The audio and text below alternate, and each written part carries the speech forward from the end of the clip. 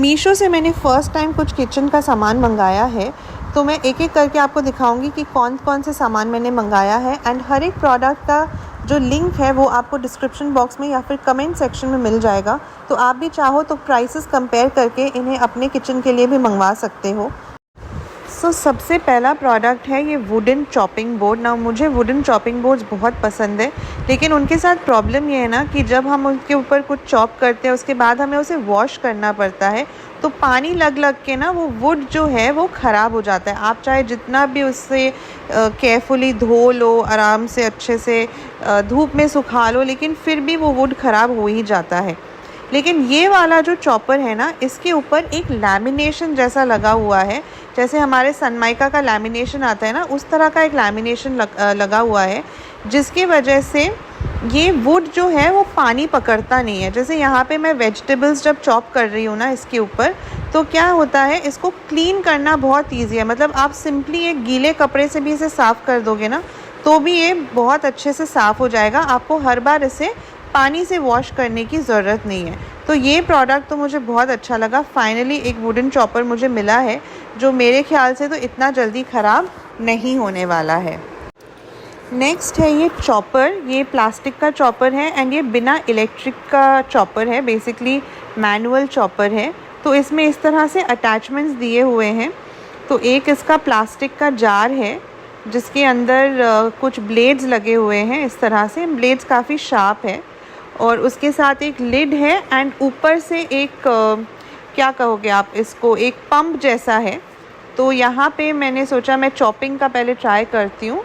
तो मैंने यहाँ पे कुछ प्याज काट के रखे थे, मोटे मोटे काट के रखे थे मैंने प्याज, और पहले मैंने प्याज डाल दिया। उसके बाद लिड के ऊपर इस हैंडल को फिक्स किया एंड लिड लगा दिया मैंने चॉपर के ऊपर। यहाँ पे आपको बस ध्यान रखना है कि जो लिड है ना वो प्रॉपरली आपको फिक्स करना है इस ढक्कन के ऊपर, वरना आपका जो चॉपर है ना वो ठीक से काम नहीं करेगा। तो यहाँ पे इस तरह से ऊपर से प्रेशर देते हुए आपको इसे यूज़ करना है, एंड जैसे जैसे ये घूमता जाएगा अंदर की तरफ, जो भी आपने सब्ज़ी रखी होगी वो चॉप होता जाएगा। इसमें मुझे बस एक चीज़ लगा कि थोड़ा सा ना ज़्यादा प्रेशर देना पड़ता है। मतलब कुछ देर पंप करने के बाद मेरे हाथ में थोड़ा सा दर्द हो रहा था, तो मुझे लगा कि वही एक इसका नेगेटिव पॉइंट मैं नहीं कहूँगी, बट हाँ शायद ये भी हो सकता है कि मैंने थोड़े कम क्वांटिटी में प्याज लिए थे यहाँ पे। तो यहाँ फ़र्स्ट टाइम चॉप करने के बाद ना कुछ प्याज बारीक चॉप हो गए थे एंड कुछ इस तरह से ना बड़े बड़े पीसेस रह गए थे प्याज के। तो मैंने वापस इस चॉपर को बंद किया एंड उसके बाद फिर से मैंने इसको चलाया इस तरह से, और उस टाइम पे जाके ये जो प्याज है वो बहुत फाइनली चॉप हुए थे। तो क्योंकि ये जो जार है ना ये थोड़ा सा बड़ा है साइज़ में, तो मेरे ख्याल से इसमें थोड़ी ज़्यादा क्वांटिटी में अगर हमें वेजिटेबल्स चॉप करना होगा तो बेटर रहेगा। जैसे यहाँ पे मैंने सिर्फ 2 ही प्याज लिए थे, अगर मैंने 4-5 प्याज डाले होते तो ये और जल्दी एंड और आसानी से शायद चॉप हो जाता। लेकिन सेकेंड टाइम इसको करने के बाद ये बहुत अच्छे से चॉप हो गए थे प्याज। तो इस तरह से ये जो मशीन है काफ़ी यूज़फुल है। अभी तो फ़र्स्ट टाइम मैंने ट्राई किया था, लेकिन आई थिंक अच्छा यूज़फुल चॉपर है, इसे हम ख़रीद सकते हैं। ये है फ्रिज हैंडल कवर्स। तो क्या होता है ना, दिन में 10 बार हम फ्रिज खोल रहे होते हैं, कभी कभार हम किचन में काम कर रहे होते हैं एंड उन्हीं गंदे हाथों से हम फ्रिज खोल लेते हैं, ध्यान नहीं रहता है, तो फ्रिज का जो हैंडल है ना वो बहुत गंदा हो जाता है। तो फ्रिज के हैंडल्स पे लगाने के लिए इस तरह से कवर्स आते हैं। इसमें आपको बहुत सारे अलग अलग डिज़ाइंस मिल जाएंगे एंड ये जो कवर्स हैं आप इन्हें ईज़िली घर में वॉश भी कर सकते हो। पीछे की तरफ कवर्स में फ़ोम लगा हुआ है।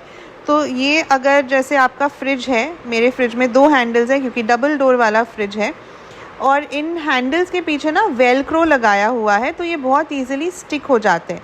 तो आपको बस ये कवर लेके इस तरह से हैंडल के ऊपर लगाना है, ताकि कोई भी जब भी फ्रिज खोले ना, तो चाहे हाथ साफ़ हो या गंदे हो, बेसिकली आपको फ्रिज डोर का जो हैंडल हमने लगाया है, जो कवर है, उसे पकड़ के आपको फ्रिज का डोर खोलना है। एंड इससे क्या होगा, आपके जो फ्रिज डोर हैंडल्स हैं वो बिल्कुल साफ़ सुथरे रहेंगे हमेशा। फ्रिज के अंदर के सामान को ऑर्गेनाइज़ करना ना मुझे तो बहुत ही मुश्किल लगता है। हम कभी कभार ट्राई करते हैं कि सब कुछ अच्छे से अरेंज करके रखें, शेल्फ वाइज अरेंज करके रखें, लेकिन फिर भी रोज़ की ज़िंदगी में ऐसा हो ही जाता है कि इधर का चीज़ उधर, उधर का चीज़ कहीं और चला जाता है। तो ये बॉक्सेस मैंने मंगाए हैं जो कि सेट ऑफ 4 में आता है। एक बॉक्स ऑलरेडी मैंने सामान भर के फ्रिज में रखा हुआ है, तो यहाँ पे मैं 3 बॉक्सेस आपको दिखा रही हूँ, बट ये सेट ऑफ 4 में मैंने ख़रीदा था।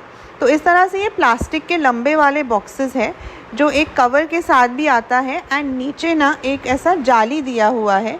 तो इसमें आप अपने फ्रूट्स, वेजिटेबल्स, इवन लंबे वाले वेजिटेबल्स जैसे गाजर हो गया, मूली हो गया या खीरा हो गया, इस तरह के वेजिटेबल्स आप उसमें रख सकते हो। यहाँ पे जैसे मैंने गाजर रखा है, दूसरे बॉक्स में मैं आपको टमाटर रख के दिखा रही हूँ। तो स्पेस काफ़ी अच्छा है एंड इस तरह से सब्ज़ियाँ रखने से क्या होता है ना, सब्ज़ियाँ फ्रेश भी रहती है ज़्यादा टाइम तक, वरना हम सब्ज़ियों के ट्रे में एक के ऊपर एक पाइल अप करके रख देते हैं, फिर नीचे वाले सब्ज़ी पे प्रेशर आता है, वो जल्दी ख़राब हो जाता है। तो इस तरह से अगर आप डब्बे में भर के रखोगे अपने फ्रूट्स एंड वेजिटेबल्स को, तो वो लंबे टाइम तक ख़राब नहीं होंगे एंड ये बहुत अच्छे से आपके फ्रिज में फ़िट भी हो जाएगा एंड देखने में भी आपका फ्रिज बहुत ही नीट, टाइडी एंड ऑर्गेनाइज लगेगा। ये है एक 2-in-1 प्रोडक्ट। तो एक तरफ इसके पीलर है और एक तरफ जूलियंस बनाने के लिए ब्लेड्स दिया हुआ है। तो यहाँ पे मैंने एक गाजर लिया है एंड पीलर से ना मैं इस तरह से, ये देखिए, पीलर से इस तरह से आप गाजर के स्लाइसेस निकाल सकते हो, डिपेंड करता है कि आप क्या बनाना चाहते हो। एंड दूसरी तरफ ना ये जूलियंस बनाने के लिए ऐसे ट्राइंगल वाला धार वाला एक ब्लेड दिया हुआ है। तो जैसे कि हमें सैलड बनाना है या फिर नूडल्स बनाना है या फ्राइड राइस बनाना है, जिसमें हमें इस तरह से लच्छेदार कैरेट्स चाहिए होते हैं ना, वो बनाने के लिए ये वाला पीलर जो है वो बहुत ही यूज़फुल है। आपको बस थोड़ा केयरफुली इसे करना पड़ेगा क्योंकि ये काफ़ी शार्प है। ऑलरेडी मैं एक बार अपने फिंगर्स कट कर चुकी हूँ, तो थोड़ा ध्यान से करना है, लेकिन ये प्रोडक्ट काफ़ी अच्छा है।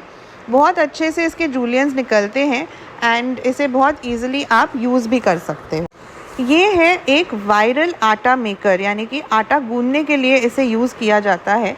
मैंने बहुत सारे वीडियोस में ये देखा था, तो मैंने सोचा कि मैं भी ख़रीद के इसे ट्राई करती हूँ एंड बहुत ही सस्ते में मिल रहा था, तो मैंने सोचा कि क्यों ना इसे लेके एक बार देखा जाए कि वाकई में ये आटा इससे गूंद सकते हैं कि नहीं। क्योंकि मुझे ना आटा गूंदना बिल्कुल पसंद नहीं है। खाना तो मैं बहुत बना लेती हूँ, अच्छा लगता है बनाना, लेकिन आटा गूंदना बिल्कुल भी पसंद नहीं है। क्योंकि जैसे ही आप गीले आटे में हाथ डालते हो ना, सबसे पहले तो आपके पूरे हाथ में आटा लग जाता है एंड उसके बाद धीरे धीरे आप उसे गूंदते रहो, फिर इतना मसल बिल्ड करते रहो, तो बहुत टाइम लग जाता है।